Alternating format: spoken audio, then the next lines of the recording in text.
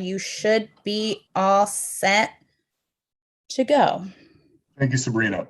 No problem. We'd like to call the meeting, the Planning Committee of the Common Council, to order at 7:05 p.m. And I will start by doing a roll call. Mr. Livingston?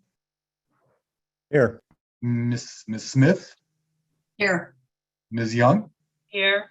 Mr. Keegan? Here. Mr. Huvelman? Here. Okay, and myself, John Kites, is also present, and we're waiting on Ms. Shanahan, who should be hopefully joining us shortly. Now we're going to go to public participation. Sabrina, has anyone signed up to speak or on the line? We do not have anybody in the attendee list, and I have not received any public comments, so we're all set. Okay.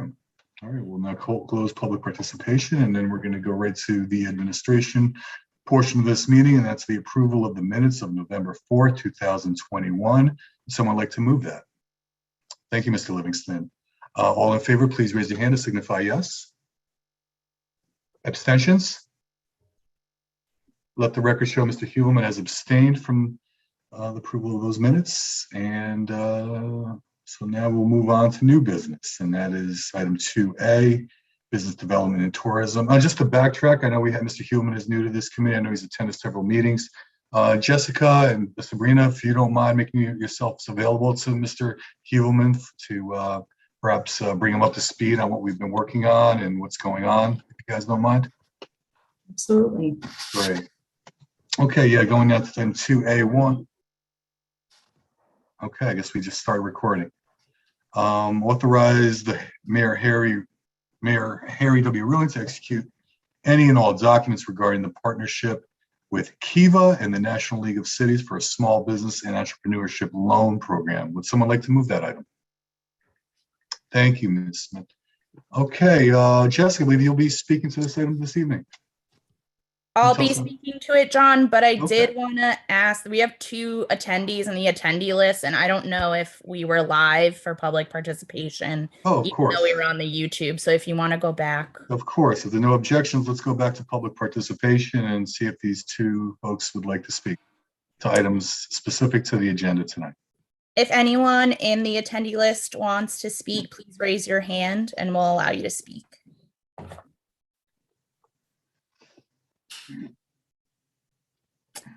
I see no hands raised, John, but thanks for going back. No problem. Okay. All right. So back to the new business. So Sabrina, you'll be speaking to this item this evening and giving us an Yes. overview.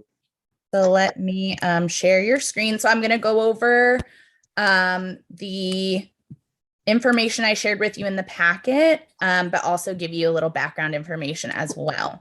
Can you guys all see that? Are you all set? Yes, we can. Perfect.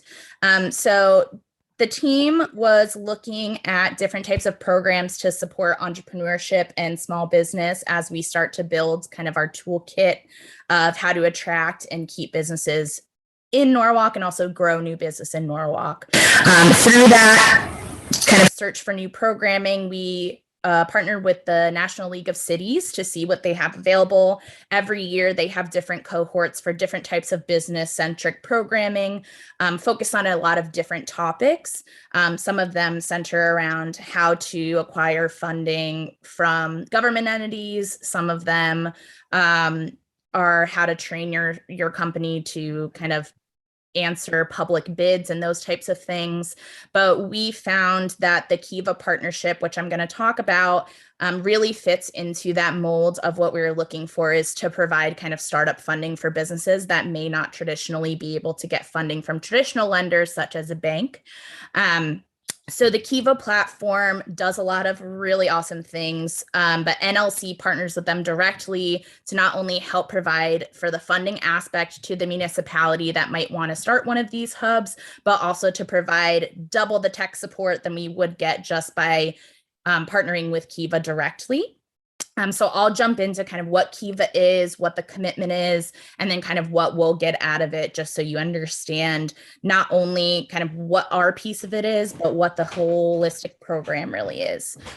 So Kiva and NLC have been doing these partnerships for the past few years, and the Kiva platform is really a loan investment type of platform. So I'm sure you've all heard of like a GoFundMe and how folks can get money from those types of platforms. So a single donor would donate to a GoFundMe that has an X amount goal. And then once they get that, that grant funding goes directly to them.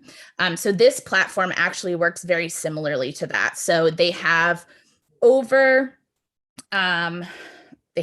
millions, 2 million lenders that are worldwide globally. So instead of you just donating money to a friend, there's somebody, in Australia that could donate the money specifically for your loan that Kiva would then provide to that business owner for 0% interest. So these are smaller loan amounts than you're traditionally going to get from a bank. So they're between that $1,000 and $15,000 mark. But on top of that, you're getting 0 interest as the business owner. So how it works is, John Smith can open up a funding profile. And once they have that funding profile available, it'll have a description and it'll have an amount of money that says what they need. So this person, for example, wanted money for his catering business. That's something that's a very small amount that a bank's not going to traditionally lend out for, just because it's not really worth their money or time. They're looking for those heavy hitters who need, $50,000 or more. Same thing with the small business kind of loans that are available at the federal level. They're usually more money than this branch of kind of $0 to $15,000. So you make the profile with assistance from a capital access manager. That capital access manager gets you up and running on the platform, and then people can start lending to your cause. So I could put in $50, your mom could put in $50, but also, somebody from across the pond can put in $50. And once you hit your total loan amount, the Kiva platform loans that money back to the business owner, so that my $50 that I put in goes to that business owner. But once the business owner pays that back, I could use that same $50 to help, 2 other businesses that I might be interested in helping. So it's really creating this holistic ecosystem of a, contiguous and continuous loan pool for these types of loans for these businesses that wouldn't necessarily be available. So now I'll go in a little bit to kind of what a Kiva Hub is, which is what the kind of request is for tonight, is requesting that the city of Norwalk become a Kiva Hub, and then how our responsibility as a city kind of feeds into this program. So what the Kiva Hub does is where the program lives within a municipality. So they have over 45 hubs that are now established in the United States. There's a few that are being established this year in Connecticut. Another municipality that's doing this is Middletown, but our closest neighbor is Rochester right now, which had a really comprehensive program. I phoned a lot of these different hubs, not only to see how their programs are working, but if they were really worth it, if they were able to get lenders, if they were able to get people to donate to the cause, and if it was really panning out to be successful programs across the board. And the holistic answer was yes, which is really encouraging. So essentially what we would have to do as a city is really sign a commitment letter to both NLC and Kiva that we're interested in doing this program. And there's also a financial component to doing this program as well. So what Kiva is actually providing for us is that technical assistance, the loan platform, the technology, training and onboarding any staff that would be working with this program, but also doing the physical lending for us. So the city is not going to be giving out money to then have to manage, 27 loans every year.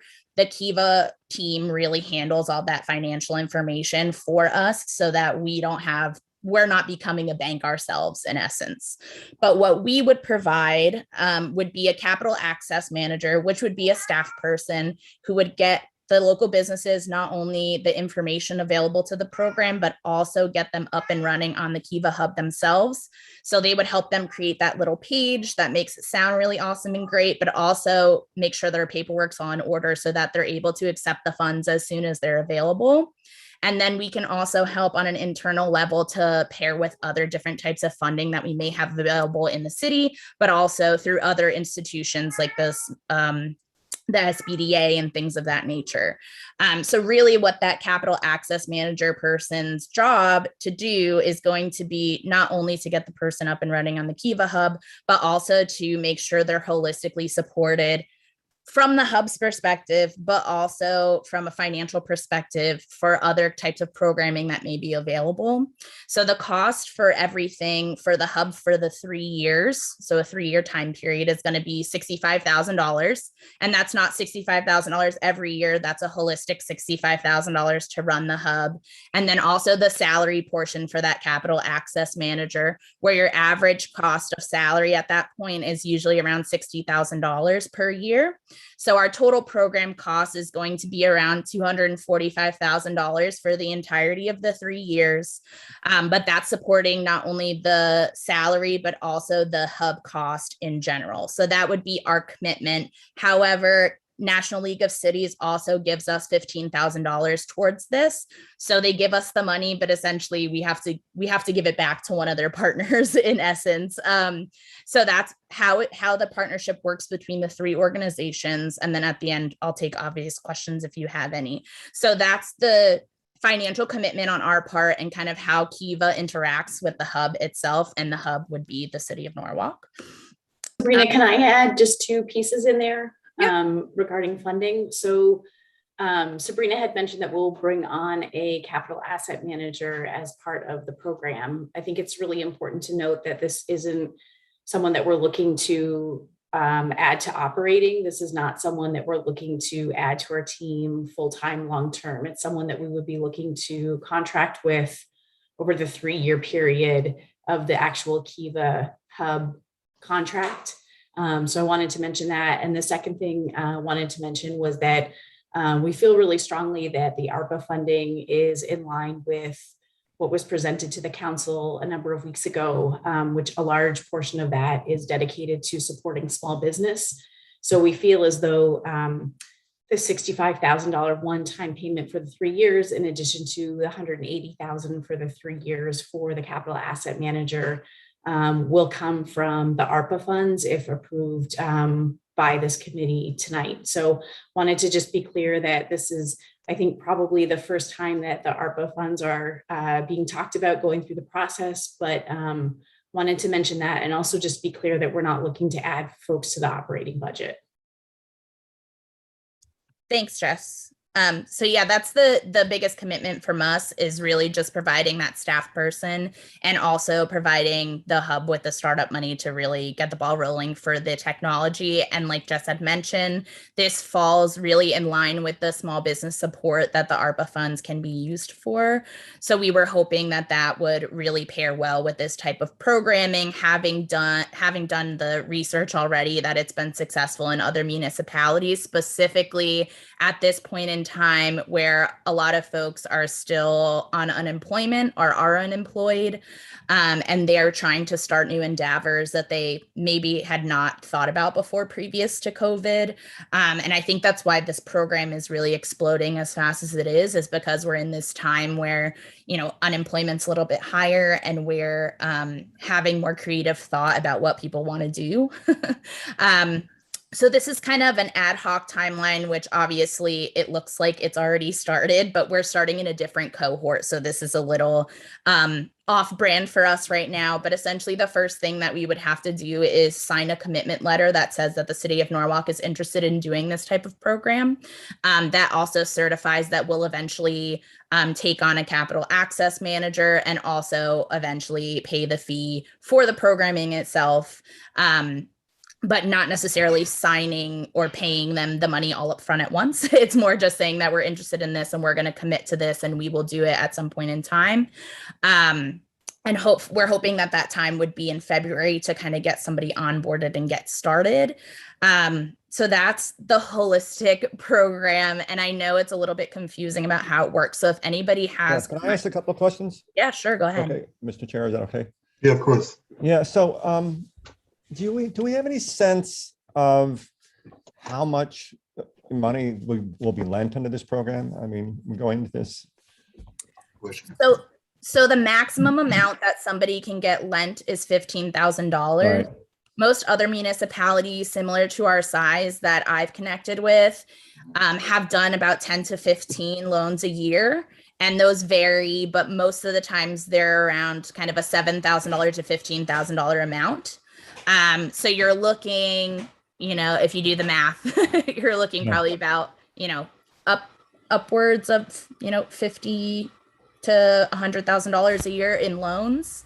And that's not money that's coming directly from the city. It's directly from the lenders, they call them. So it's the folks that are actually within the Kiva Hub already that are funding the specific project, which is that business's project. Yeah, so that's the next question. So these are existing funders, or anybody can fund this? And Yep. So it's a mixture of both. So if you wanted to tonight, go on the Kiva website and become a lender, you can put in $25 and you can start lending to something that interests you. But they have an online presence of 2 million active lenders around the globe.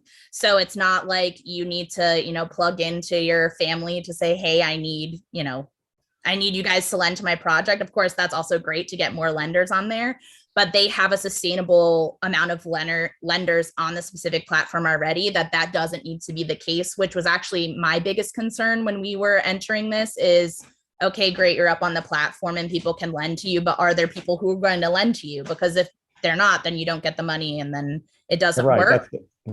Yeah, but they have the list of lenders. Sorry. Oh, a guest. Okay, sorry, keep going. Totally fine.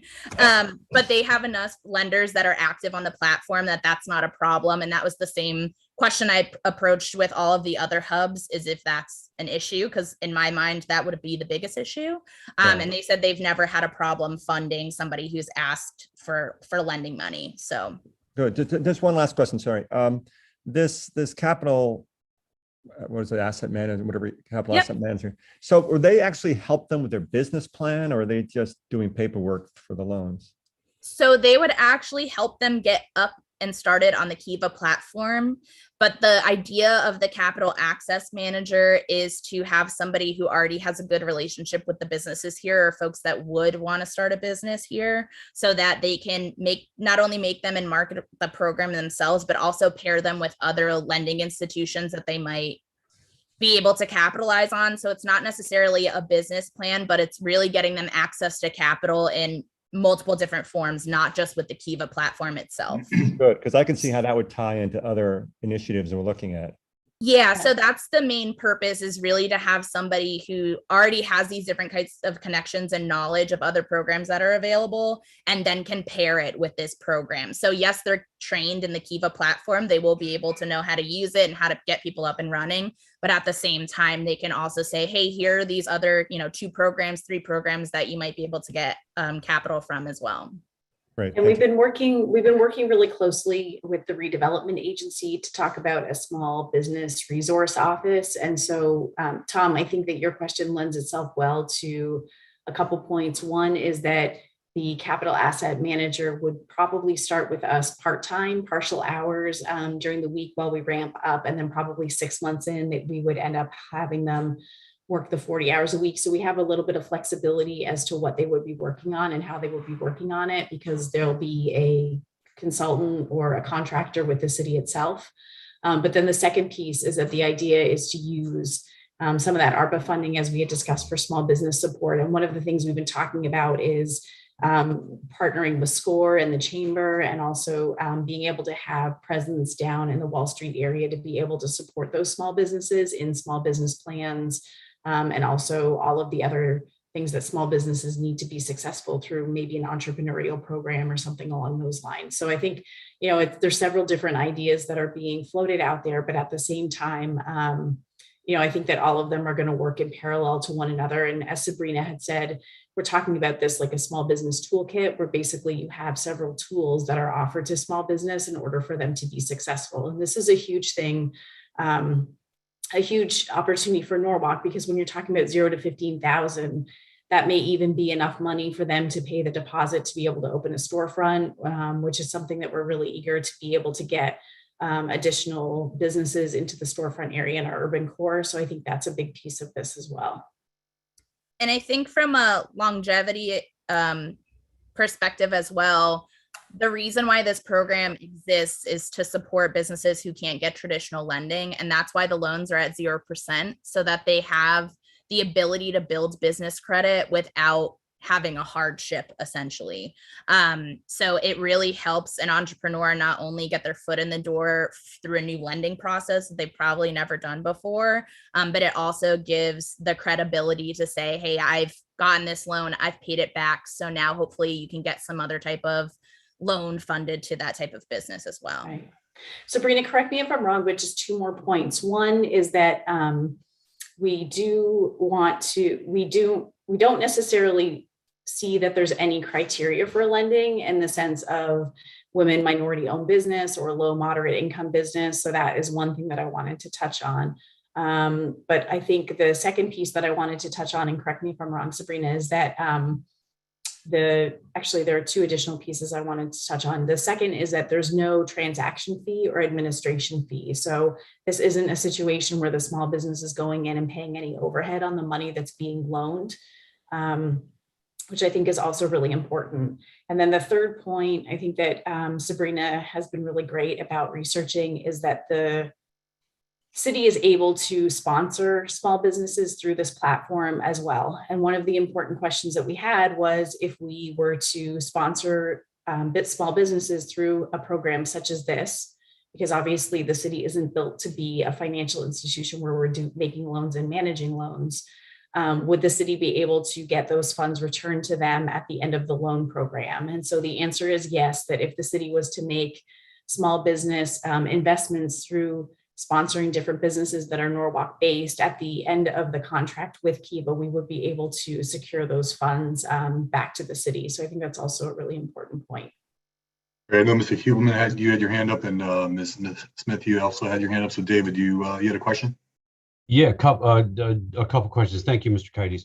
I love the idea of, this sort of crowdsourced microfunding idea for this small business entrepreneurship. I think is fantastic. I guess the question that I have, well, one of the questions that I have, hold on, I'm trying to find my notes here. Explain a little bit more about the plug and play micro lending concept and how it would fit with our size community. And then what is the track record with Kiva on getting, in a community of our size, getting the money actually into the hands of the different entrepreneurs? How much time does it generally take when we're looking at globally based microfinance people, sort of putting money into this? How long have they been in business, and do we have a track record on how long it takes for that money to get into the small business owners' hands? Yep. So they started in 2016. Since then, they have 45 hubs nationally. They have specific program managers for regions. So we have a specific program manager that only will handle 5 hubs at once. So they have assigned kind of Kiva managers specifically to make sure everything's on track and everything's on time and that everything's running well. But then we'll also have probably about 3 to 5 staff people on their end that work as our technical support. So those are the people who are actually making sure the money's getting in hand to the business owners, but also is doing all that background paperwork so that once the funding becomes available, it's only a week's time until they physically can get that money. And a lot of that time is just really preparing paperwork and signing away. So it's a really quick turnaround because they're national. They have different teams that may not be located here specifically, but they represent our region. So they're specifically focused only on the hubs that are within our region. And right now we're one of the smaller municipalities that would participate. They're usually used to kind of big, larger municipalities. They have San Diego, Los Angeles, those types of stuff, but they also have Rochester, New York, and they have Erie, Pennsylvania. So they're used to municipalities that are our size as well. So they've been handling those completely fine. A lot of times when I talk to other municipalities about any hiccups that they had within the process, it was really not having enough funding to support staff on our end as a capital access manager to be full-time, to be able to do everything. Because that piece of it, really the marketing and getting folks up on the actual platform is the biggest kind of the biggest piece of it, because how can they fund somebody if you're not up on the platform and you're not ready to spend the funds? So it's really that piece that can make things roll a lot faster. But even folks who have had, only somebody that's only worked 25 hours, part-time on this, they're still getting, 5 to 8 loans. So it's not for naught. But that was the biggest complaint I've heard from anyone. So it's not really the Kiva side of things. It's more the capital access manager side of things. Is there a tipping point on the number? If someone is looking for $10,000, but they only raise 5,000, can they access the 5,000 and get started based on that through Kiva, or do they have to hit that whatever their number is that they're looking for the loan? So I also asked this question to them. So essentially what would happen is that the campaign would live on the platform until it was fully funded. There's not many that don't get funded completely. If it becomes a point where it's stagnant and you're not seeing activity in a few weeks, that's when they'll take it and say, hey, we've raised $7,000 of your $15,000. If you'd like to take that $7,000 out in the loan, then you can go ahead and do that. A lot of times it's not a blanket, I'm not asking for $15,000. I'm usually asking for $7,300 to buy this specific item. And if that's the case, sometimes the business won't want to take the funding out at all. They just want to leave it until hopefully it gets more funding to finish it off. But other times they are allowed to take it out prematurely if it makes sense to them. So there is that flexibility. Does Kiva really becomes the AI backbone of this whole process, correct? The CAM becomes the forward facing business side of it. Yeah, so the reporting piece of it that they have also sends to us to say, hey, this campaign hasn't been seeing any activity for the past, 72 hours. Maybe we need to, push it out or do something like that.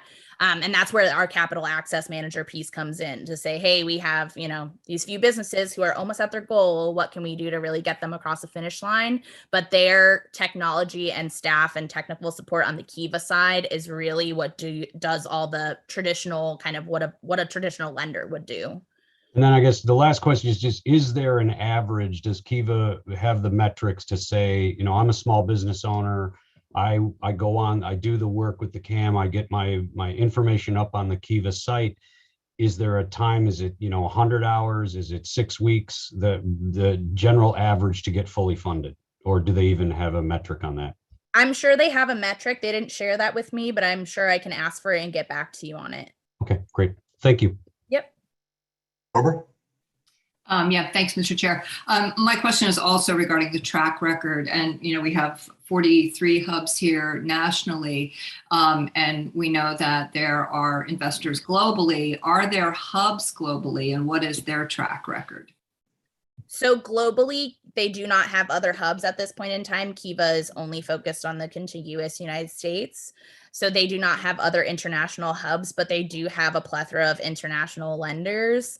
And they do have folks that are putting themselves on the Kiva Hub. So it doesn't have to, you can put yourself on there. You don't have to have kind of a hub in place, but you do have to go through a hub. So somebody from Indonesia that might need something can go through San Diego's hub or something like that.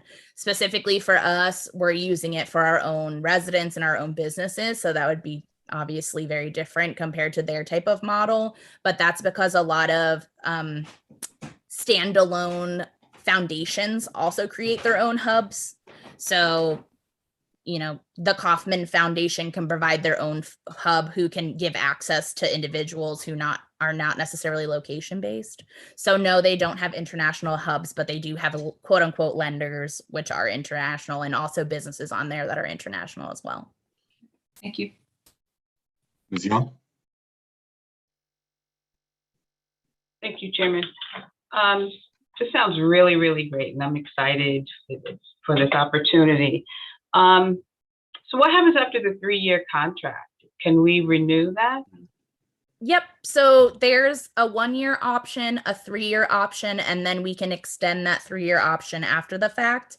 Obviously, if you extend for a greater period of time, the cost is less. So, for example, the 1-year commitment is $25,000 for the 1 year, but for the 3-year commitment, it's $65,000. So you're seeing, a cost savings by making a longer term commitment. If this program is really successful and we want to keep it as part of the toolbox, we can, of course, always renew the contract and keep the folks on board and just keep it moving from there. But I think this period of this 3 years will not only get good comfortability with our businesses for having it up and running and seeing the outcomes of that, but also being able to have significant time to hopefully get as many businesses as we can up and running on that platform and understand how it works. And so at any one time, is there a max on how many businesses can shoot for this, go for this? There isn't. There's no max. There is no max on our end. The only end that's going to really kind of dovetail that is really how much staff time that capital access manager has and capacity they have as a sole body to be able to actually administer the program and support the businesses in the way that they need to.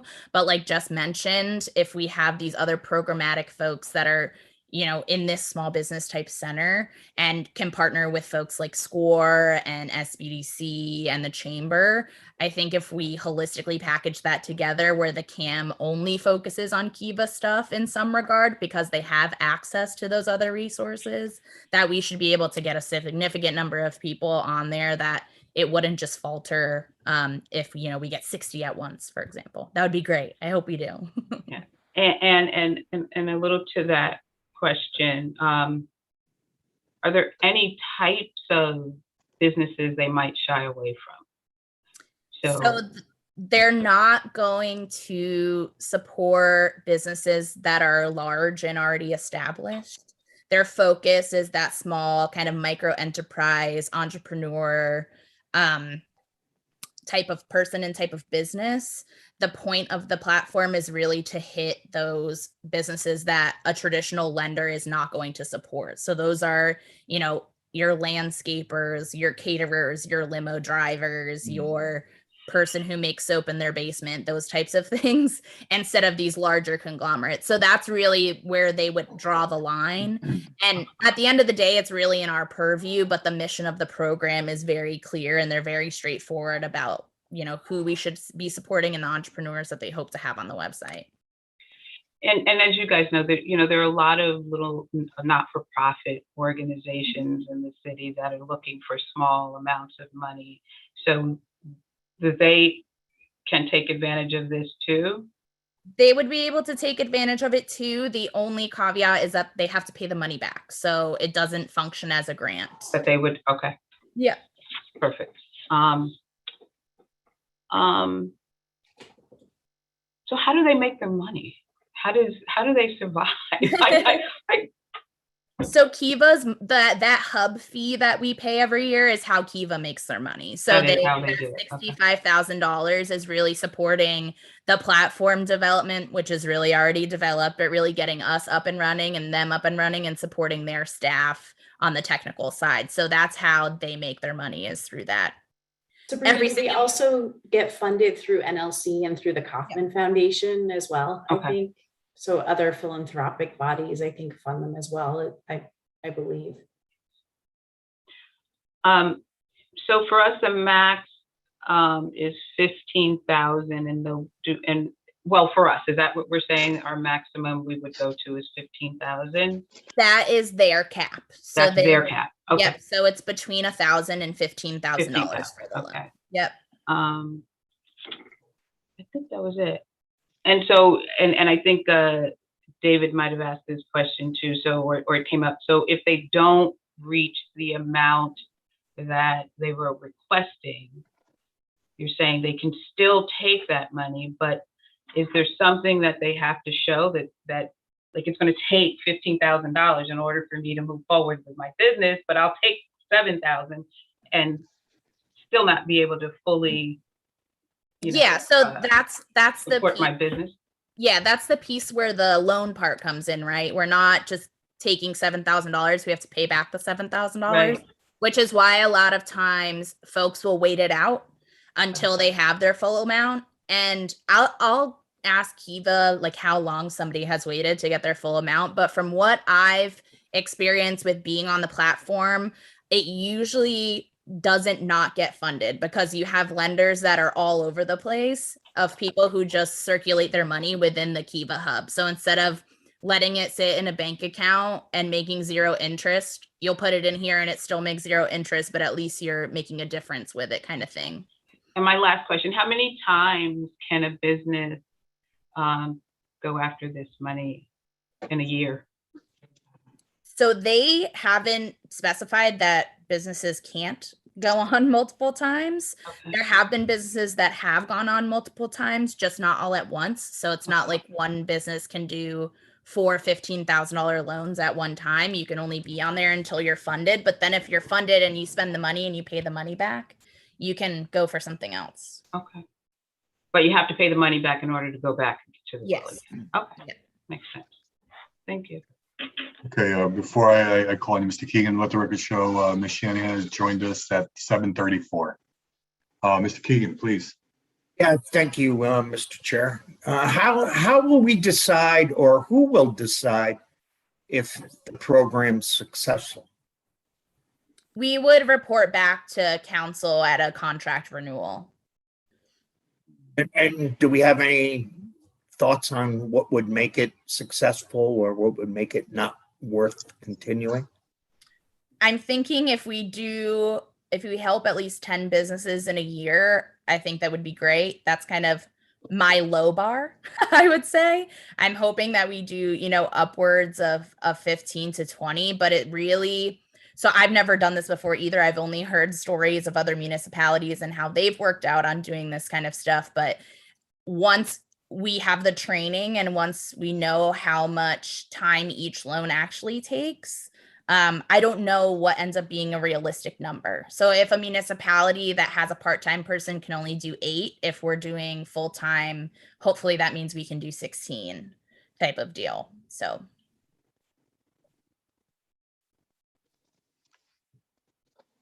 Mr. Keegan, if you don't mind just a moment. There are a lot of moving pieces to this. I think there are a lot of questions. I personally, after even with the prep meetings I had that preceded this meeting, there are a lot of questions.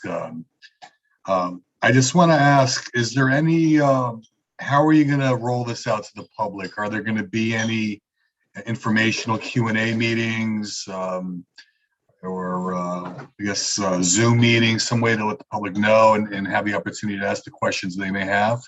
Yep. So we can definitely facilitate that. There's also a comprehensive press package that the National League of Cities, Kiva, and ourselves kind of all collaborate on. They've done this multiple times in multiple municipalities. So it's kind of like a plug and play. Here's a press release we usually do. And how do we do that? They help promote us as well as ourselves help promote this. So it's not only, in-house to our normal channels, it's also their reach as well, which is great, which is, probably way larger than we are. But when it's directly to our residents, we can definitely plug all the channels that we have, the Visit Norwalk platforms, our social media at the city side, our Facebook, that type of thing. But we can also do kind of a Q&A session as we've done with other programs that we've had available in the city as well. And I was told they either you, Jessica, or Sabrina reached out to local municipalities or someone in the nearby area has been doing this for a while, or I guess ahead of us in this. And did you have anything to report? Any success stories? Anything that may be helpful for us make this decision? Yeah. Best practices. So I reached out to Rochester, who was one of the first municipalities that did this program. So they used to not charge a fee, and the municipality physically had to put up the funding to be able to do the loans themselves. They've since changed that so that they can crowdfund. So that was interesting to hear how they've transformed over since 2016, since they've been doing this, and how it's working now. So that was interesting. And we also reached out to Erie, Pennsylvania, not only because they have a great toolkit available for small businesses of multiple different programs that include the Kiva Hub platform, But they also have a similarly sized municipality.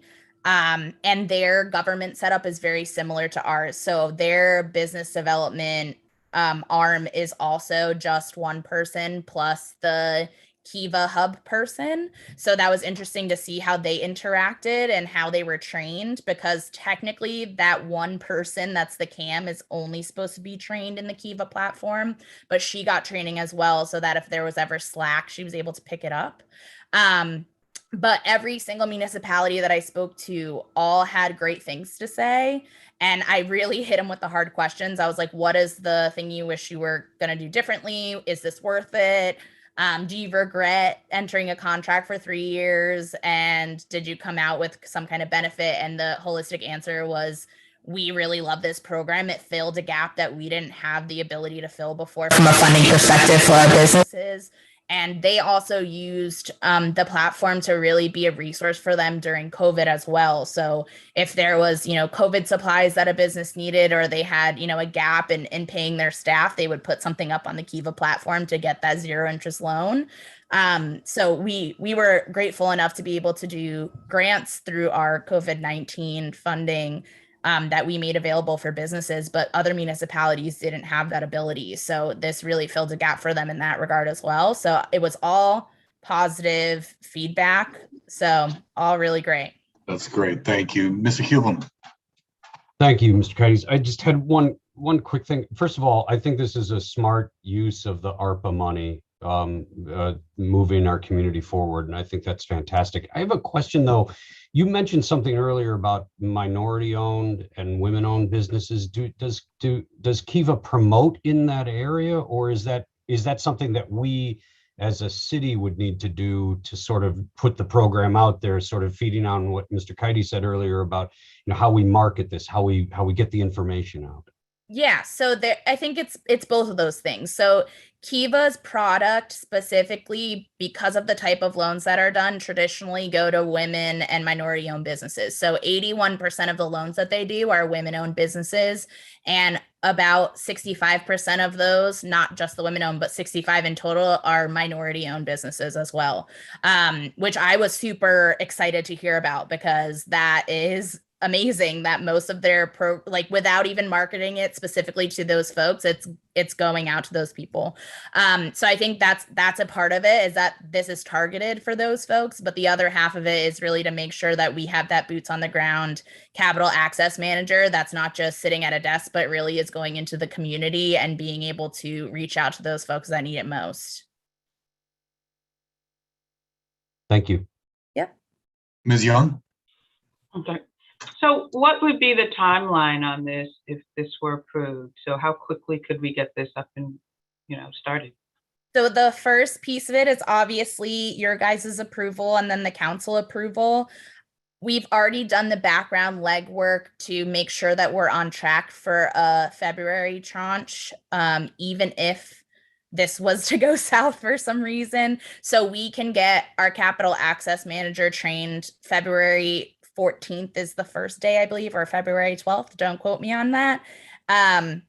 So once that person is trained in how the hub piece of it works, which is only a week-long training, that's when we can start promoting that it is available. And that's when that person can start onboarding businesses. So you're only looking about, once we get that person on board and trained, it starts right away. And that's why you have that partnership with NLC and with Kiva, is that you're really getting that partnership, not only waiting on a staff person, but you're also getting that holistic staff from the other organizations as well.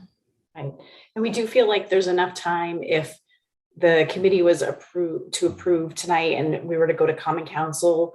We've been working with NLC and Kiva on the scope of what that capital asset manager position would look like. So we would be able to put that out for a bid right away, or put that out for advertisement right away. So we feel like by March 1st, we would end up being able to have small businesses be able to apply and set up a profile and be able to start making those loans. And I just have one more question, John, if I can. Chairman? Of course. So I know we're talking about ARPA dollars, right, to kind of help support this. will we be within that timeline of the ARPA funding of having to have exhausted those funds within the I think by 2014 or, I mean, not 14, 2024 or 25? I don't know when we have to have all that money kind of spent and accounted for. Yeah, Does so that it's correlate December. with the 3 years? Yep, so it's actually really timely because it's December 31st, 2024. So Okay. we would be looking at 3 years of funding for the capital manager, and then the Kiva partnership is 3 years. So the timing actually aligns really well, which is perfect. Perfect. Thank you. Are there any other questions? Excuse me. Well, thank you. I mean, this is a great initiative, and like to Mr. Human's point, I can't see. I mean, this is a great use for the ARPA funds, especially in this time where many businesses are struggling to the pandemic that we're all a part of. So, thank you. And if Jess and Sabrina, if you don't mind making a note to give us an update at the March meeting, that would be great. Absolutely. Okay, the item has been moved. If there are no other questions, I now will call for a vote. All in favor, please raise your hand and signify yes. And it looks to be unanimous. Great, thank you. Okay, moving on to item 2B, and that 2B1, excuse me, update on industrial zones and waterfront study. Mr. Kleppen, you're with us this evening. There you I am. How's everybody doing? Good, sir. How are you? Good. So I was with you guys, I think it was probably 2 months ago now. I mean, I ran through the draft of the industrial zone study and there were some questions. And I think there were a couple of different council folks who had questions related to resulting nonconformities as a result of some of the zoning boundary changes. So I went back and we did some little analysis on that. And I put some maps together that I can show you that kind of highlight, where those properties are, just to give you a little sense of that.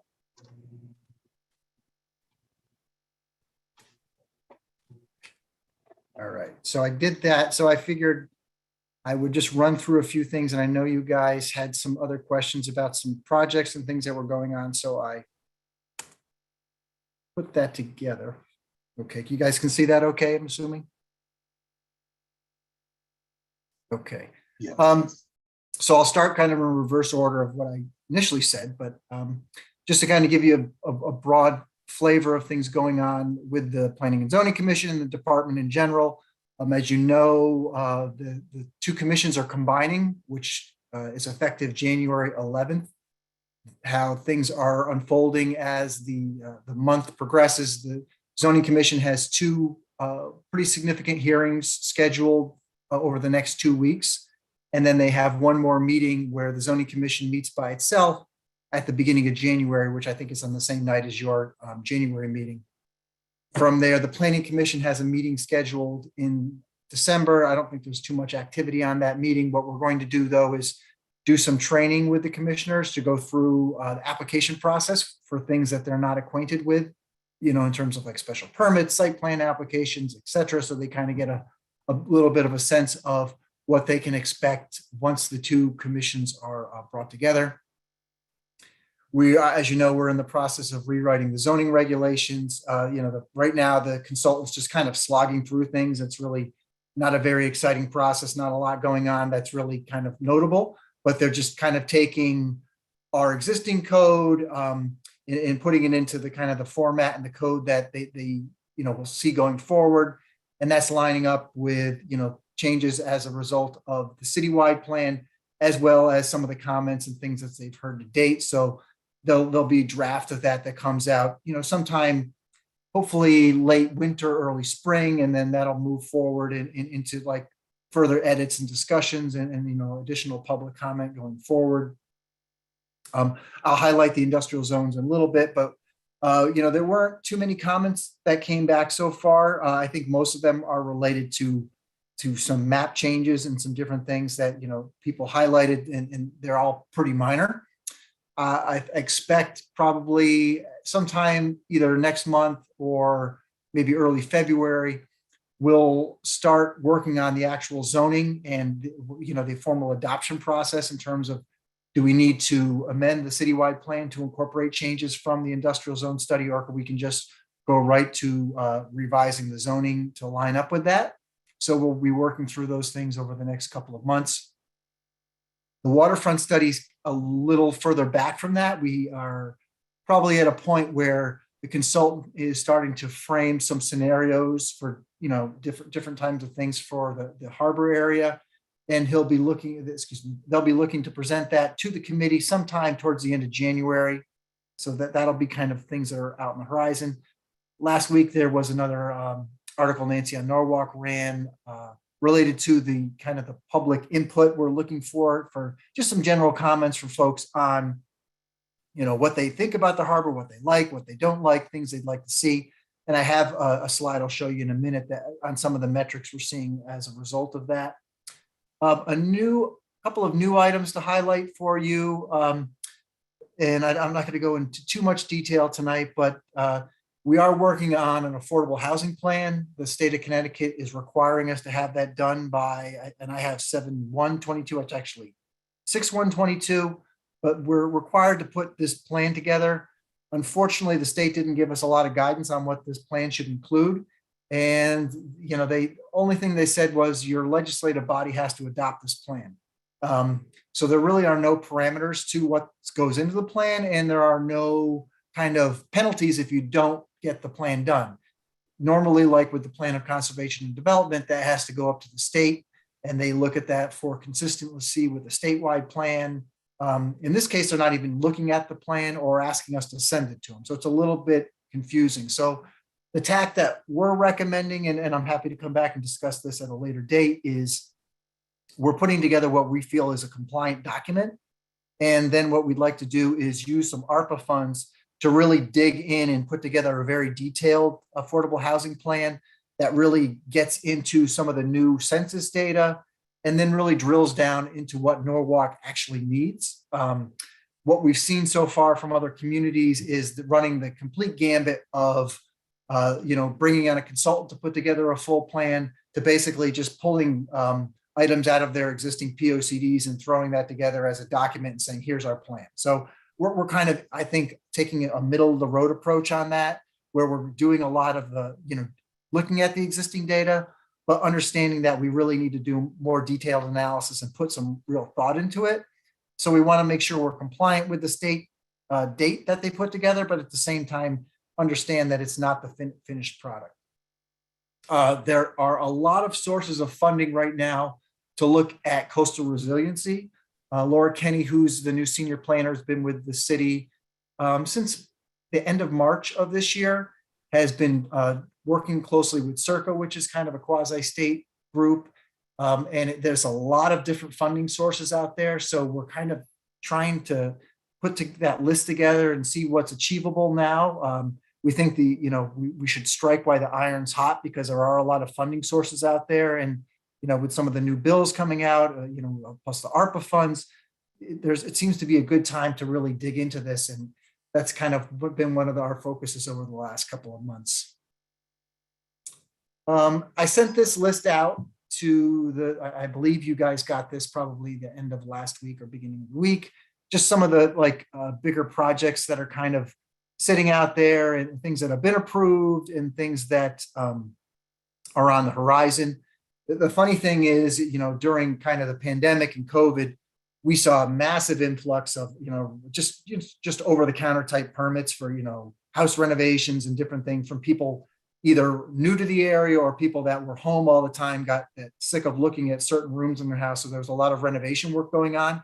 And I'd say that the commission work slowed somewhat, but over the last 2 weeks, we're seeing a really significant influx of potential mid-sized to large-sized projects that I anticipate will come in over the next 12 months. It's just kind of funny how they just kind of flipped all of a sudden in the last 2 weeks, where I've been getting a lot of contact from different applicants, whether they're engineers, architects, attorneys, saying, hey, we've got this project we want to come in and talk to you about. So I expect that will pick up over the next several months.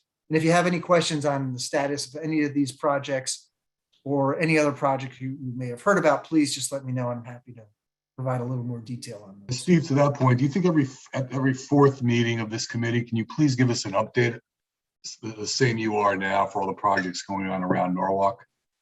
Yeah. Just to As have I it said- set on the calendar, because sometimes things happen, things come up, if that lapses, and then the questions start to be asked, and it's best, you know, I think it's great if the planning committee knew about things before Nancy at Norwalk puts an article out. Well, sometimes it'd be better if I knew about them before Nancy. Right, that's it. Yeah. So, but yeah, I'm happy to do that. That's something. Great. So here's one of the maps that we put together to show you what's going on as a result of the proposed changes to the industrial zones.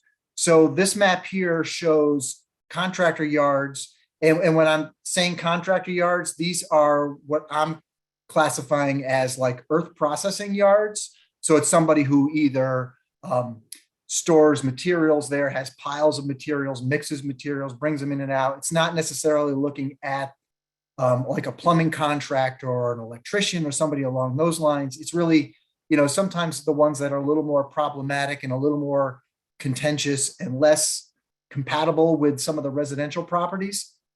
So the properties that are flagged that will become non-conforming are the ones with that like kind of like light blue outline around them. There's about 40 of those.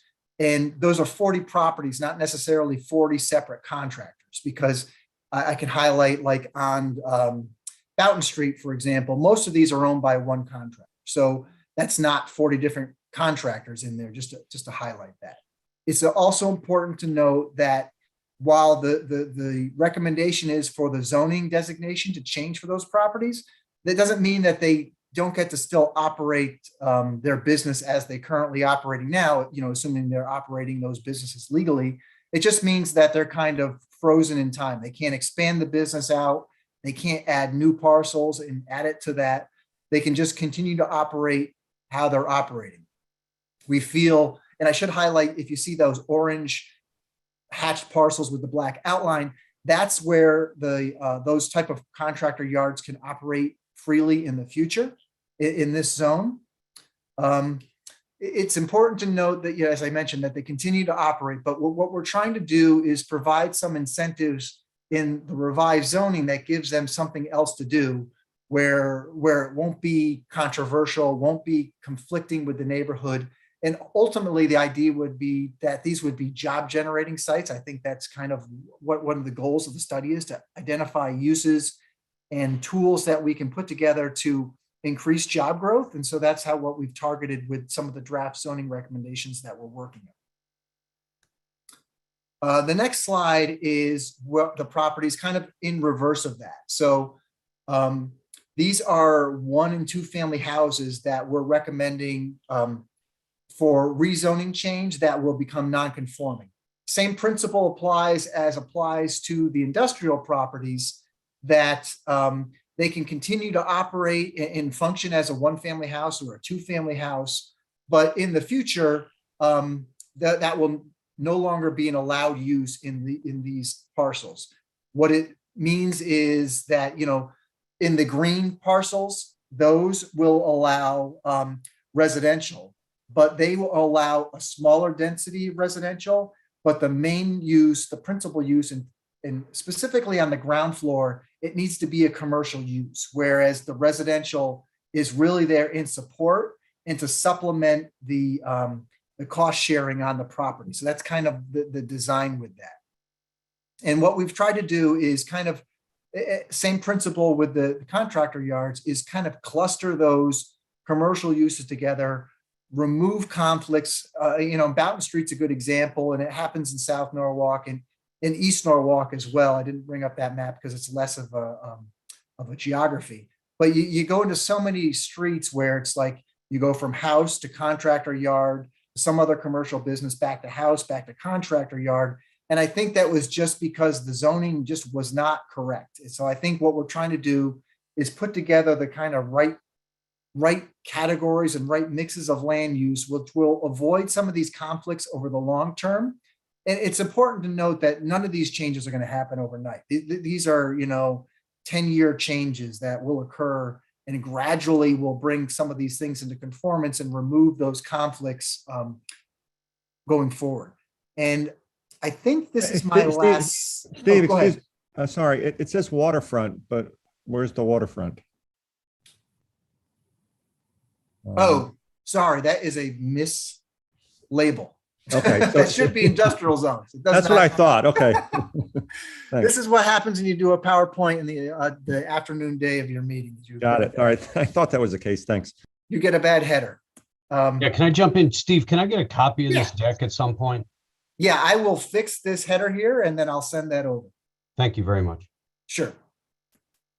The last slide is waterfront. So this relates to, and can you guys see the full graph? Is that everything legible there? The text below is a little more important. So I think just to highlight, so we put it's kind of a neat little tool where you can go online and, you know, it's kind of map based, but you could target right in on the map. And then you could see what other people's comments are and comment on those. So the kind of the highlights of this, we've had 2,700 visits to the site.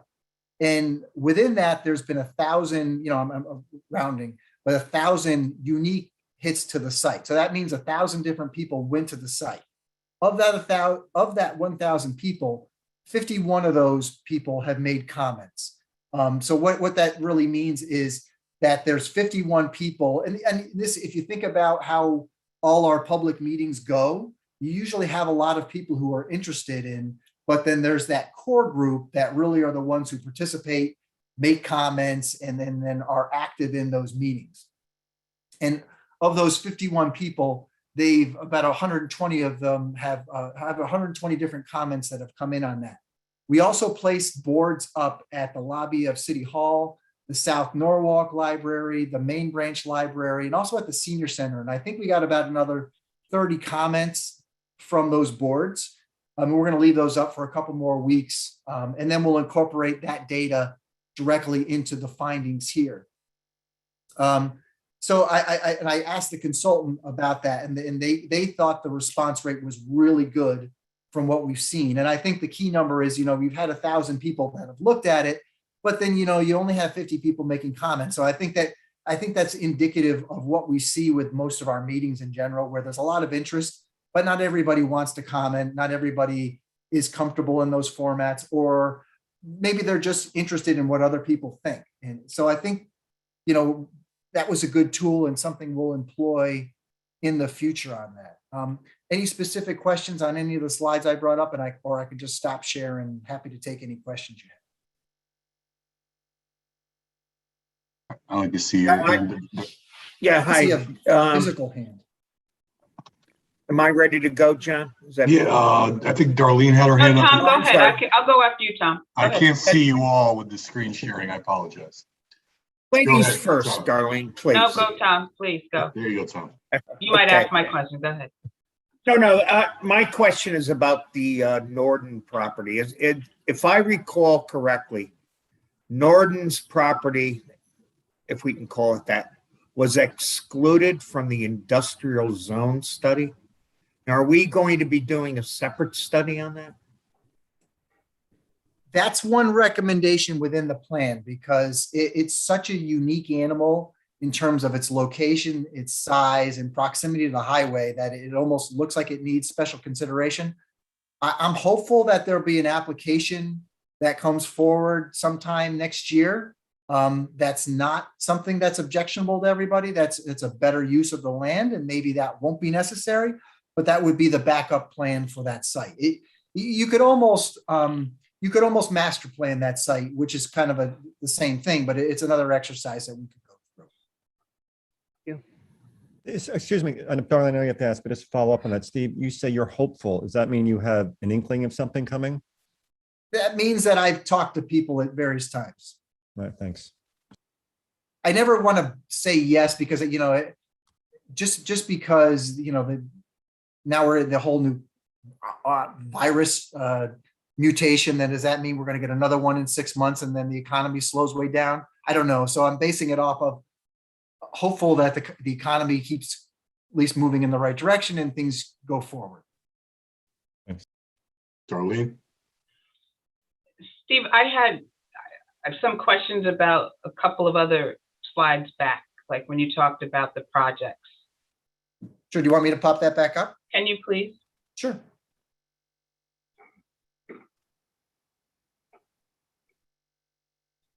Okay. what's going on.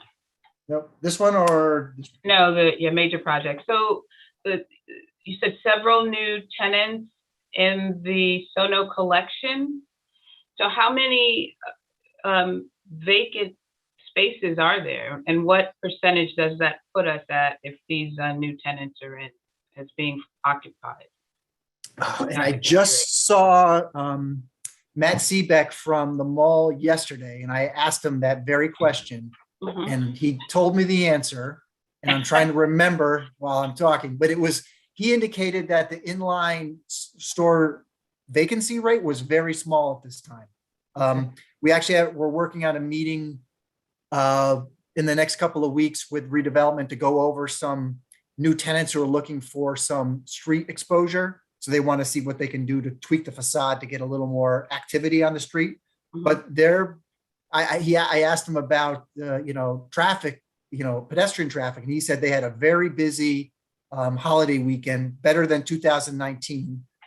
So they're pretty optimistic. They think that things are positive on their end. Okay. 10 Monroe Street is the next project, right? That's next to the one that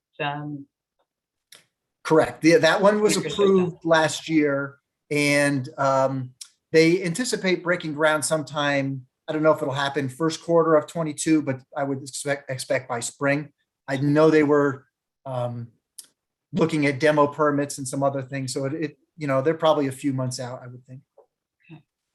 And just with that project, that we're very concerned about the traffic flow, and I know at some point, we really have to have a conversation about what the traffic is going to look like. If that's going to be a one-way, because of how the sidewalk extends out on the current project.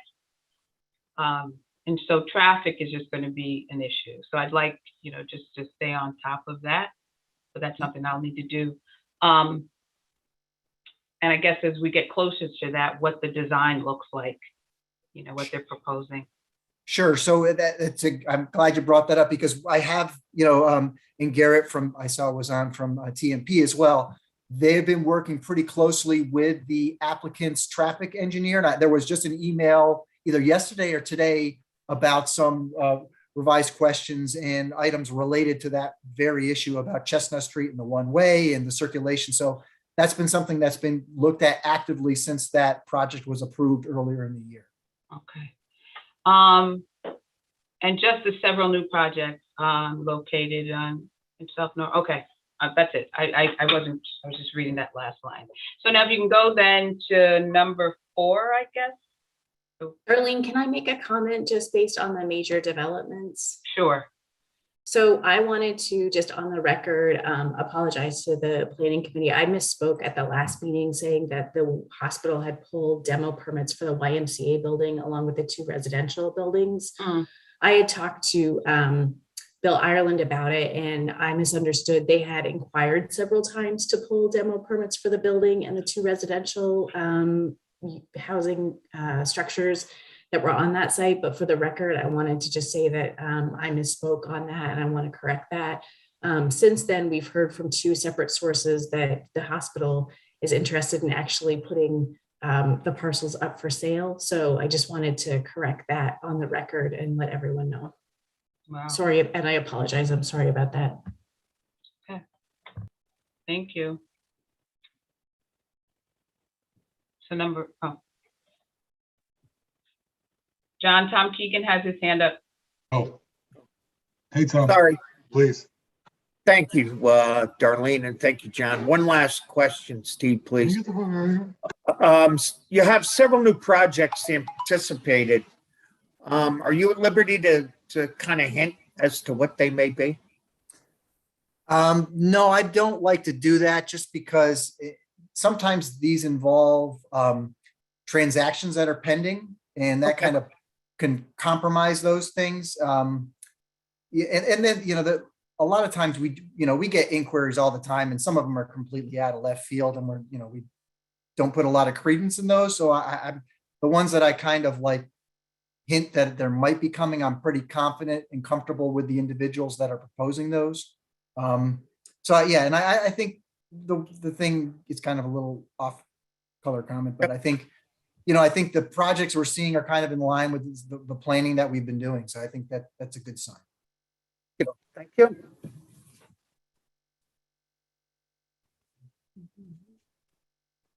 Anybody else, Mr. Gilman? Yeah, thank you, Mr. Kites.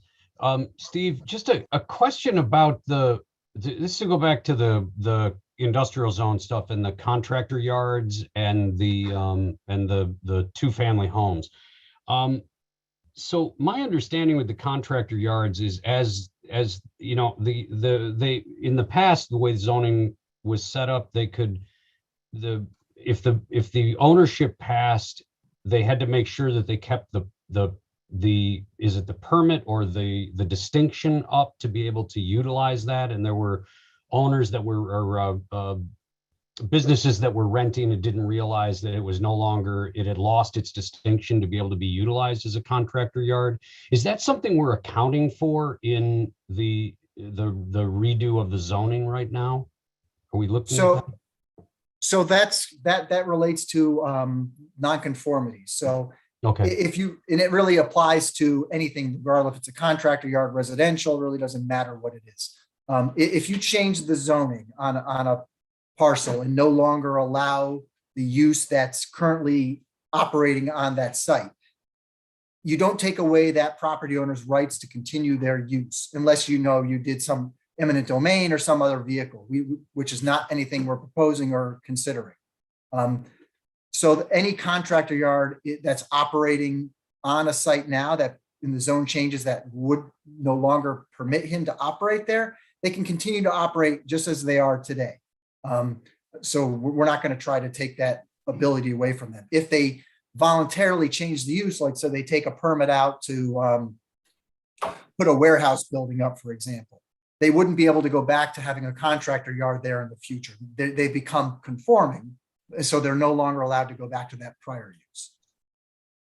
But as long as they, a landlord who owns the property, if a new business comes in and it's a contracting business, it can continue to be a contracting yard at that point. Right. So if it's Fred's landscaping and it goes to Bob's landscaping, yeah, that's fine.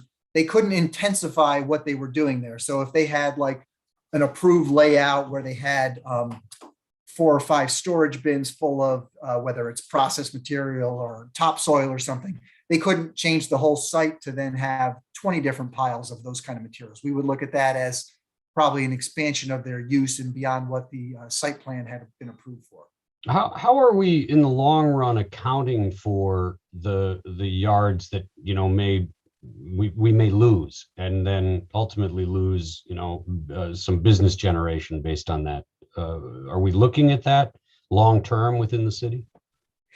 Yeah. So as part of the study, we did analysis, and I think it's probably in the appendices of the report of more on detail of that. But the idea in general is that while we understand all these businesses have related jobs to them, we're hoping that what replaces them actually has more jobs and hopefully better jobs, and the kind of work that they do on the site is not something that's as bothersome to the neighbors in terms of the noise and the dust and those kind of things, which are the kind of sources of strain that the neighbors feel and that we hear about, when it's not every contractor, even though, it's not every contractor behaves the same way. So we definitely don't want to paint them all with the same brush.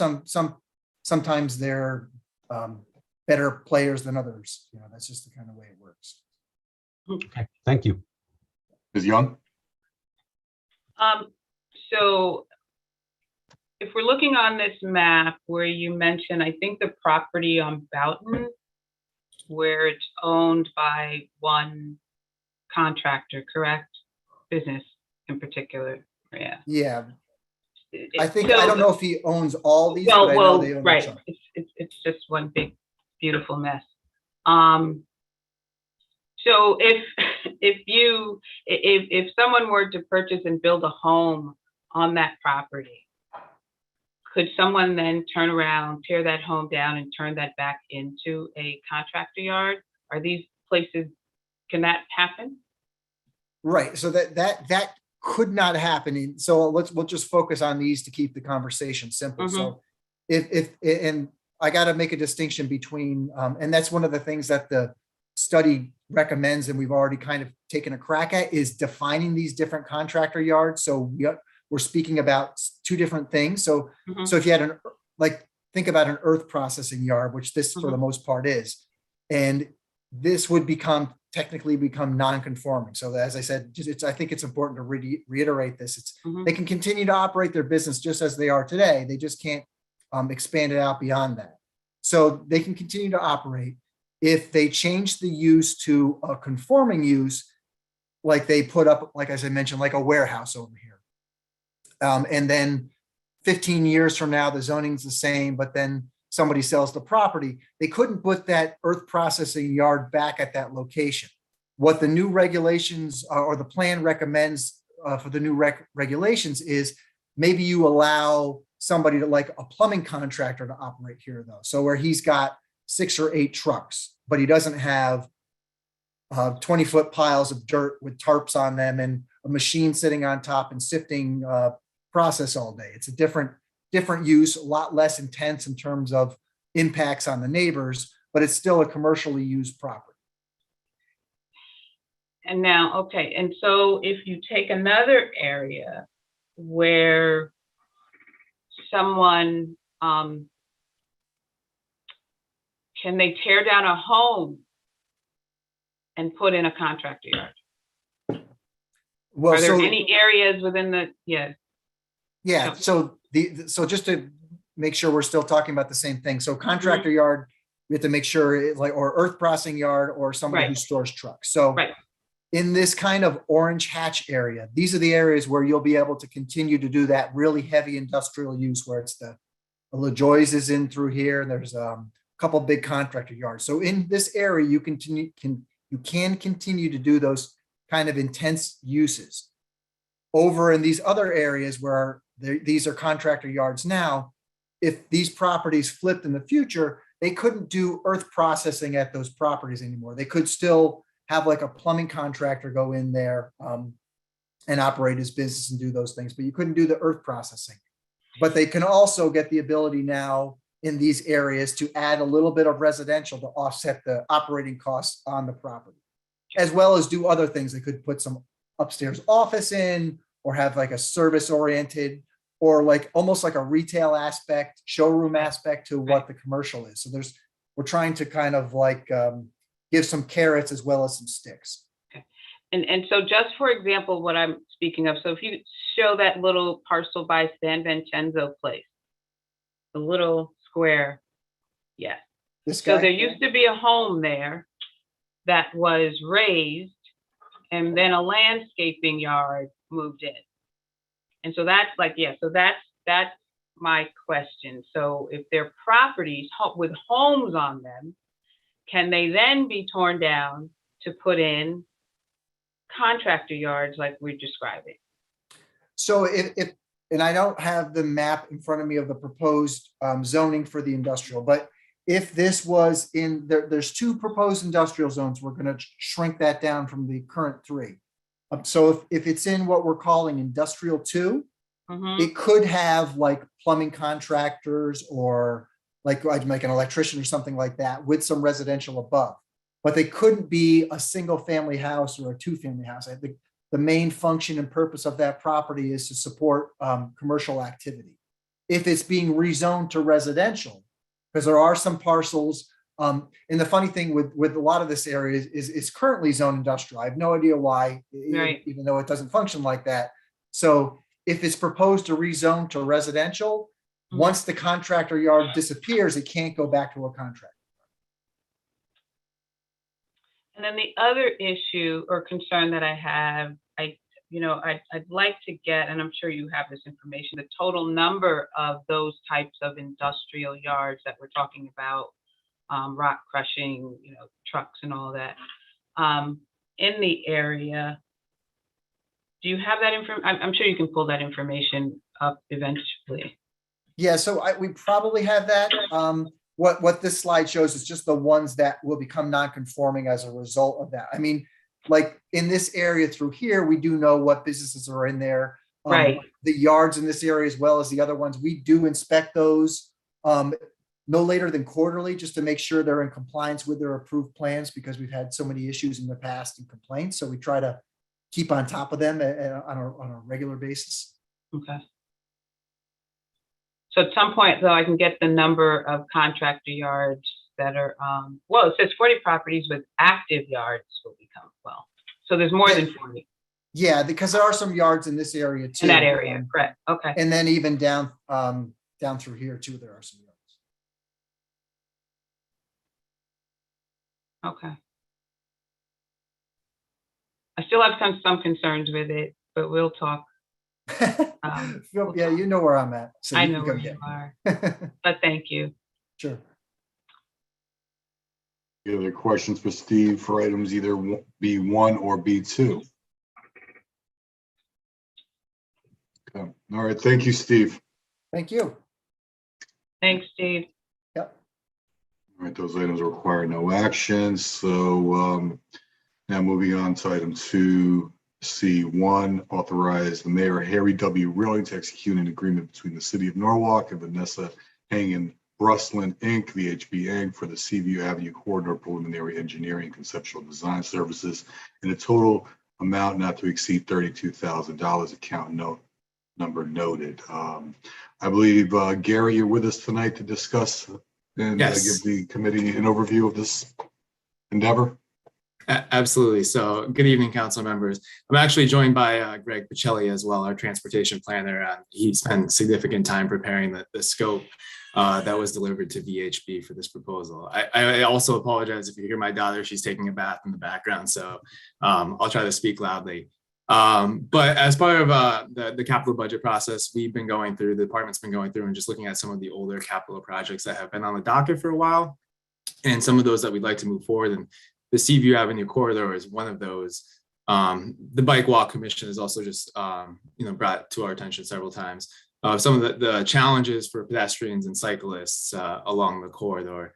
And that's something that we're looking to investigate, explore, and ultimately fix. It's really interesting. It's actually Seaview Avenue is 0.4 miles long, but there is only one crosswalk, and that's at Fort Point Street. That's across that roadway. So it is in dire need of some additional pedestrian facilities. We've also coordinated with Steve and Greg and land use and planning and zoning. And as part of the scope that we prepared, we incorporated some of the recommendations of the East Norwalk TOD study. Specifically, there was some visions of the potential of a promenade along Veterans Park. So that's something that we also incorporated into our design. But ultimately, what we're really looking at is how do we make Seaview Avenue a complete street? How do we make it a multimodal corridor? We're not throwing away the car. We recognize it's an important east-west connection between Sono and Cove Road. And we just want cars to flow, but just to flow at safe speeds for all roadway users. And we certainly recognize that parking is very important to the community. And we'll look for every opportunity to incorporate additional parking in the final design. So I'd love to share with you my screen so you can see the corridor. So this is a map of Seaview Avenue. So our project will start at Fort Point Street, and it will continue all the way to First Street. So I just want to share some general observations, but reiterate that we don't have any plan at this time, and really this is the starting point for this project and the launching point for us to go out to collect data, collect survey data, collect turning movement count data, traffic volume data, look at our design vehicles, figure out the turning paths of vehicles that we must accommodate. But this is just really a starting point, after which we'd come up with some findings and really work with stakeholders. The consultants are required to meet with all the business owners in the neighborhood and to get to give feedback and understand some of the challenges that they face, and also look at some of the opportunities. And as part of this project too, collecting all this information, listening to the community, and it will culminate in a couple different concepts, but we're really going to the project will culminate in a meeting with the entire East Norwalk neighborhood and the larger city. But just want to reiterate, there's no formal plans at this time. This is really just to start the process and do a due diligence and collect the information. But just some observations from being out there. along Veterans Park, there's a lot of space, and the East Norwalk TOD had this vision for some type of promenade or multimodal path that could be 10 to 12 feet wide, but there's a lot of space there to accommodate that. And one of the interesting things on Seaview Avenue, there's a shoulder on the southerly side of the road, but it quickly terminates as you go east. As you approach Osborne Avenue, that shoulder disappears, and if you're a cyclist, you have to merge with traffic to continue your connection to the east. Also, Osborne Avenue is one of those intersections with just really wide radii, no crosswalks, no curb ramps for pedestrians. East Avenue is similar. It has a southbound bike lane, but again, it just kind of dumps you onto Seaview Avenue with really no accommodations. And again, this is just another opportunity where you might be able to implement some additional parking or some crosswalks for pedestrians. For those of you familiar with the end of the street, it turns abruptly. It's a 90-degree angle, and there's some confusion for motorists that are navigating and maneuvering that turn. There's not really a true curb line to follow, and so to complicate things, there's a driveway that enters into the center of that intersection, and it's somewhat ambiguous where people leaving that residential facility need to be. Those are some of the things that we see as opportunities to improve there. Other things for opportunities at that location. You have a lot of adjacent businesses, but really narrow sidewalks, and we'd love to create more pedestrian space. There's also some city-owned property that provides access to the water that we'd love to open up to the public and make it more accessible. Can I So those are. Oh yeah, absolutely. Yeah, if I could. Yeah, actually, you raised a point I was going to raise. There is that public access way next to Harbor Lights that goes down to the water. We've looked at that. I've spoken to Alan Lowe, and Alan spoke with Ken Hughes. I'd love to see that incorporated into this because it's unused. John, you know that well, I'm sure, in your neighborhood. It'd be great to have something done there. Right now, we're not doing much with it, and it really should take advantage of it. Yeah, we really see that as a major opportunity, and something that we're asking the consultant to explore and look at some different alternatives of how we could provide access and what that area might look like. Yeah, great. And it's very interesting. And there was some investment made on First Street, which is just outside the project area. We're going to look at tying into that. But on First Street, investments were made, sidewalks were put in with amenity areas, crosswalks were added, and it just has this really cute village feel. And we would love to just continue that onto Seaview Avenue and really create a sense of place through this project as well. But ultimately, the next steps, there's really 4 major steps moving forward.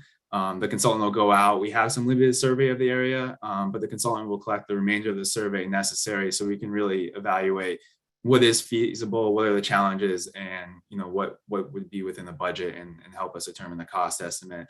They'll collect the traffic data. They'll meet with the stakeholders, the adjacent businesses. They'll put together some comments, and then ultimately we plan on holding a public meeting and for everyone to weigh in and be part of the process. But again, we have just no plans at this time, and this is just to start the process. Yeah, I just want to thank you, Garrett, and thank Jim for the time you took earlier for your time tonight. I'm very familiar with this area, and to know that there are very few crosswalks in some areas and other areas none at all. And as you, I'm sure you know, Garrett, crossing Seaview Ave from one side or the other could be very dangerous to do. So I'm glad to see this. And also to your point, this 90-degree angle, once you Seaview Ave hits First Street, I mean, I don't know if you've gone to that area, but Mr. Frosty's and other Harbor Lights and a lot of these other businesses attract a lot of people, and there's a lot of pedestrians, and it's a very, very dangerous area. So I'm glad to see this finally, come to light, because I know it's been kicking around the capital budget for many years, and knowing what the goal is here is to improve upon what we have, and I don't see any negative to it. So I'm very hopeful that what we get back from this consultant. And to that point, when do you think we'll start to see things come back to this committee or to the city in regards to what is it, Vanessa Hangin, VHB Inc.? When do you think we'll start hearing back from them? Yeah, so I think, upon approval, we would initiate the project early next year. It'll take some time to do data collection process, and generally it's there's a little bit of a timeline, a little bit of delay to get survey data. So it may take a couple months to get that survey data. But after that, it would take another month or two. So we're talking 4 months out for just to do some modeling, to look at some of the intersections, to understand the feasibility and how we accommodate some of the vehicles that need to make it through those intersections. But I think what we're really looking at is like May to June, like summer next year, being able to come out to the community and put forth some just different alternatives and hear feedback and see what some of the potential possibilities are. So the perfect worlds, finances, approvals, public outreach to maybe start breaking ground to spring 2024. So this is going to be just for a concept. You know, we'll look for the input from the community, and there's a couple options. Once we have a concept, we'll have a cost estimate, and that's going to allow us to go out and look for grant funding. So I see this project as a candidate for a lot of different programs. You know, from a pedestrian safety, a multimodal program like community connectivity would be well suited. This would be a great application for LOTSIP. We know there's a lot of money coming out of Washington, and there'll be some new grant programs to apply for. So what I think is in the summer of next year, we'll have a concept that we can market and look to get funding. Also, if we come to a conclusion of what we want to do, we can advance the plans to final design, 100% design documents, because we know, and this is what we're trying to do, is create these shovel-ready plans and projects, because grantors look favorably upon projects that are ready to get out the door. So we would look to take that concept potentially to final design in parallel of looking for grant funding. And there's always the opportunity to request capital funding as well. Okay, great. And Garrett, if you don't mind coming back to this committee once you have something to present and this is moved forward, we'd love to hear about the progress. Any other questions for Garrett in regards to this item? No? Okay. All right. Thank you. Thank you, Gary. Thank you. I'm sorry, John, I did have a question. If that's Oh, I'm okay. sorry. I didn't see your hand. So. No, it's all right. I'm used to it. No, Garrett, under your project summary, you make reference to an amenity zone. Can you tell me what you mean by that? Yeah. So. Okay, go ahead. Oh, no, go ahead. No, I was just gonna, tell you what the our reading material says, but you obviously know what I'm talking about. So go ahead.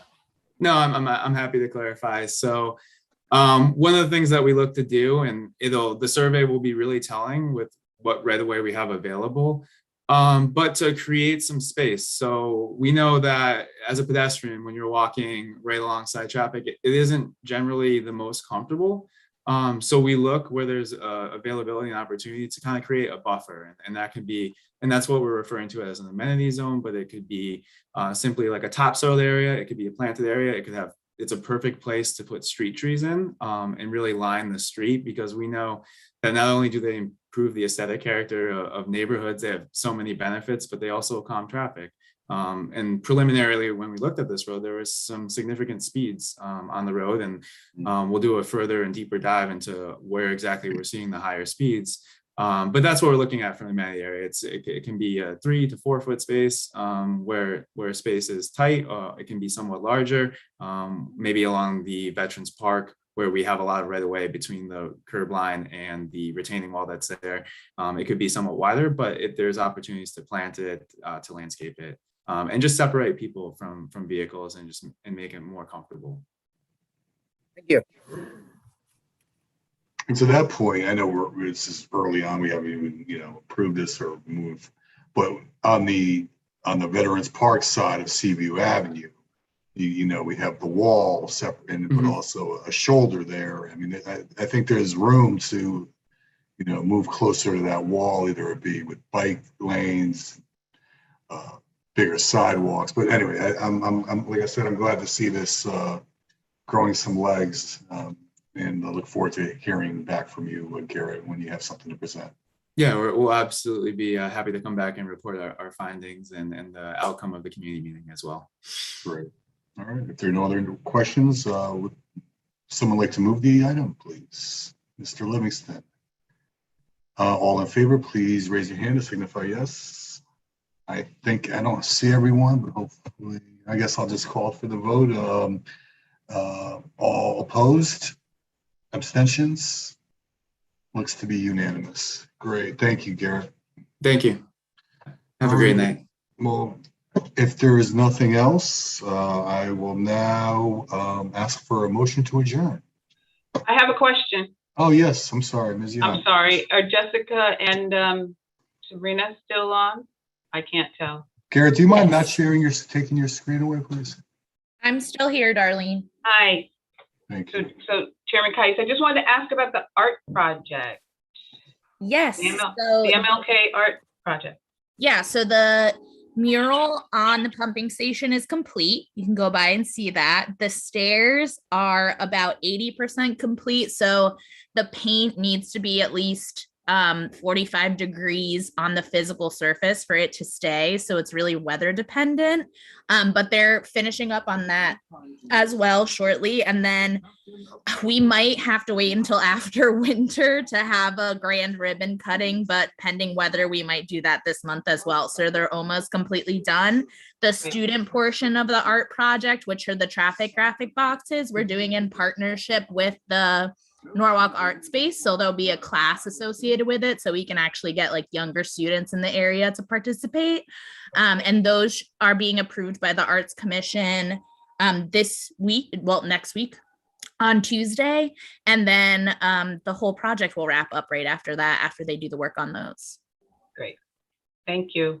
I Yeah. should say, I was just driving down Martin Luther King. I saw the pump station mural today. It looks Nice. great. Yeah, it's awesome. She did really great work. So Really I'm really nice, yeah. excited for other stuff that we get to do later on. So Yeah. awesome. All right. For I'm gonna adding be that to quiet our- now. No, stop. Anybody else have anything to add before we wrap it up? Yeah, okay. Well, thank you all for your time. It's been a pleasure. And now I'll entertain a motion to adjourn. Darlene? I beat you, Lisa. All I in had my favor? Wheaties tonight. All right, it's Hey, unanimous. good night, everyone. Good Have a night. good night, everybody.